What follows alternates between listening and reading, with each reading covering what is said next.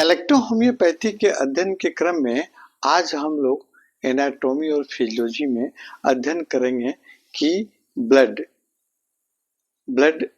में पाए जाने वाले टॉक्सिन है ना, ब्लड को जहरीला करने वाले पदार्थ कौन कौन होते हैं, क्या आपके ब्लड में पाए जाने वाले वास्ट प्रोडक्ट अपशिष्ट पदार्थ हैं वो भी जहर जैसे काम करते हैं, इस पर हम लोग चर्चा करेंगे।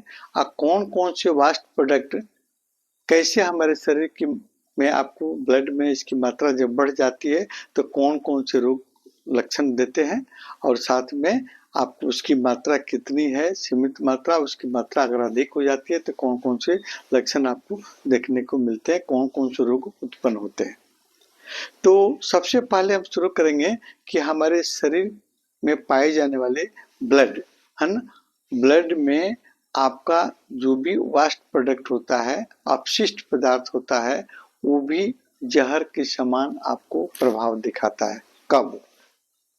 तो हमारे शरीर में कौन कौन से वास्ट प्रोडक्ट पाए जाते हैं? सबसे पहले आपको वास्ट प्रोडक्ट में आपका आएगा जो हमारे भोजन जो हम लोग करते हैं, तो भोजन करने के आपको फलस्वरूप जो कुछ आपको पदार्थ बनते हैं, अपशिष्ट पदार्थ बनते हैं। सबसे पहले आपका यूरिया है ना, यूरिया, दूसरे नंबर में आपको क्रिएटिनाइन,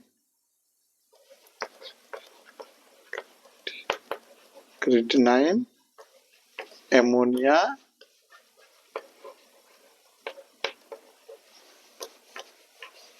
कार्बन डाइऑक्साइड और फिर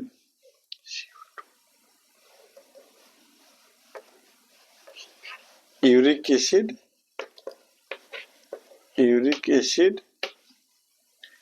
और लैक्टिक एसिड और फिर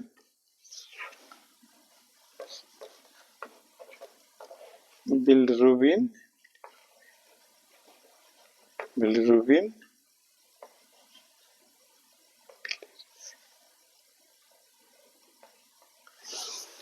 और कुछ और पदार्थ जैसे आपको पोटेशियम है ना, ये सभी आपको जो पदार्थ हैं, वास्ट प्रोडक्ट हैं है ना,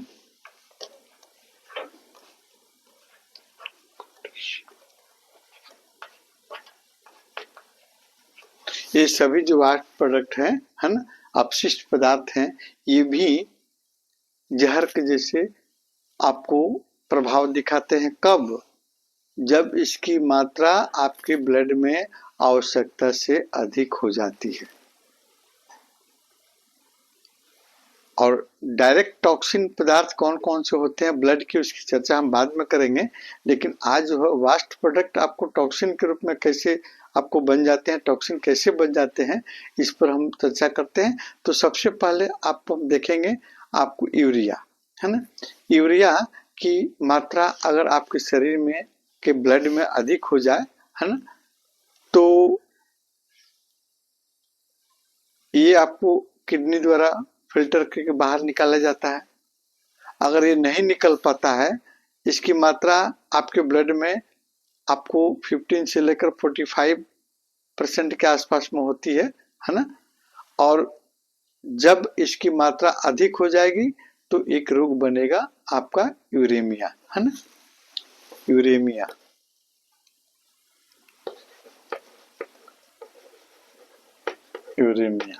ये आपका इसकी मात्रा जब अधिक होगी ब्लड में तो यूरेमिया होगा, और इसमें आपका डाइजेस्टिव सिस्टम गड़बड़ होगा, आपको गैस्ट्राइटिस है ना, आपको स्टोमक में इरिटेबल होना, गैस के ज्यादा बनना, एसिड के ज्यादा बनना, इसके अलावा भूख कम लगेगी है ना, उल्टी और मिचली जैसे सिम्टम आपको देखने को मिलेंगे। और फिर क्या होगा, किडनी फेल्योर है ना, आपको सीकेडी, क्रोनिक किडनी डिजीज, और फिर ब्रेन में अगर ये आपको पहुंचकर क्या करता है, आपको ब्रेन के सिग्नल को धीमा करता है और फिर आपको कंफ्यूजन जैसी स्थिति पैदा करता है, और साथ साथ में बेहोशी और फिर आपको हार्ट में जिसका इफेक्ट होता है, आपको बीपी बढ़ जाता है, एरिथमिया का केस, हृदय के धड़कन का अधिक या कम हो जाना या अनियमित हो जाना, ये सब सिम्टम आपको देखने को मिलते हैं अगर आपके शरीर में यूरिया की मात्रा आवश्यकता से अधिक हो जाती है तब। और फिर दूसरा आता है आपको क्रिएटिनाइन, है ना, क्रिएटिनाइन। तो क्रिएटिनाइन में आपको ये जब इसकी मात्रा 0.7 से लेकर आपको 1.3 या 4 तक होती है।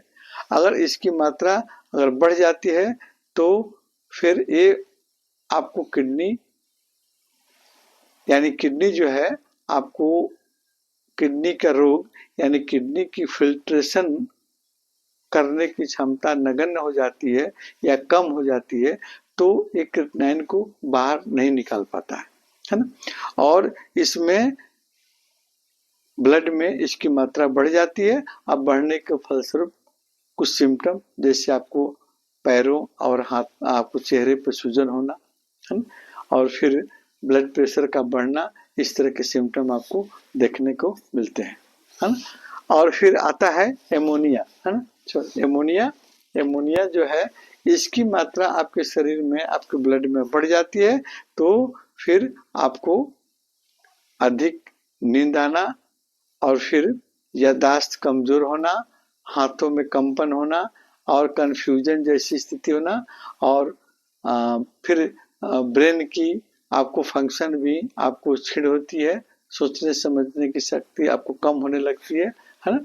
और फिर आपको इसकी मात्रा 15 से 45% आपके ब्लड में होती है। अगर इससे आवश्यकता से इससे अगर बढ़ गया तो फिर इस तरह सिम्टम आपको देखने को मिले।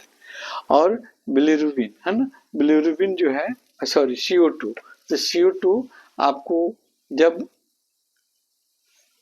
इसकी मात्रा आपको 22 से 28% के आसपास में होती है, और फिर हाइपरकेमिया, है ना, हाइपरकेमिया नामक रोग इससे होता है, और इसमें ब्लड की में आपको CO2 की मात्रा अधिक हो जाती है और ऑक्सीजन की मात्रा कम हो जाती है ना। लंग्स इस CO2 को बाहर निकालने में सक्षम नहीं हो पाता है, क्योंकि लंग्स की कई बीमारियां, जैसे आपको अस्थमा है, निमोनिया है ना, टीबी है, हो जाने के बाद लंग्स की फंक्शन आपको घट जाती है और इस CO2 को बाहर नहीं निकाल पाता है, जिसके कारण आपको बेहोशी, है ना, सिर दर्द होना, नींद आपको ज्यादा आना, और फिर हार्ट पल्पिटेशन को प्रभावित करता है। एरिथमिया के केस आपको देखने को मिलता है। और इसके बाद आता है आपको यूरिक एसिड, है ना, यूरिक एसिड की मात्रा आपके ब्लड में आपको 0.3 से लेकर 2 mg के आसपास में होता है।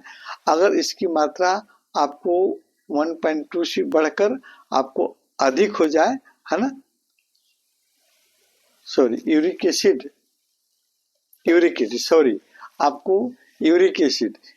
इसकी मात्रा आपकी बॉडी में आपको 2.4 से लेकर 7 पॉइंट के आसपास में होता है।